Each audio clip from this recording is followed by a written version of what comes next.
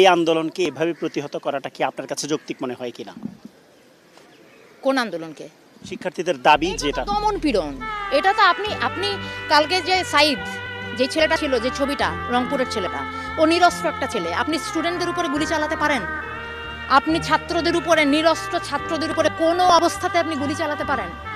এটার জবাব প্রশাসনকে দিতে হবে। বাংলাদেশের মানুষ এটা জানতে চায় যে আমরা একটা প্রাণের কথা বলবো, একটা দাবি তুলবো। আপনার সেটা পছন্দ না হতে পারে, আপনি বাহাস করেন আমার সাথে, আপনি আমাকে কথা বলতে দিবেন না, আমি কথা বলবো, আপনি গুলি করে মারবেন। ও একটা মায়ের বাচ্চা, ও একটা বোনের ভাই, আপনি ওকে মেরে ফেলছেন। এটা একটা কথা হলো? এটা কিছু হলো? এইটাকে আপনি বলবেন?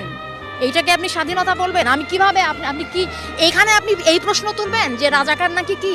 এগুলি হচ্ছে আপনারা বহুদিন ধরে এই কার্ড খেলে যাচ্ছেন। মুক্তিযুদ্ধ আর কি, আমাদের এদের অনেকের জন্মই হয় নাই তখন, আপনারা এখন এদেরকে রাজাকার বলেন। আপনার লজ্জা করে না? আপনারা এই বাচ্চাগুলিকে এই কথাগুলি বলেন?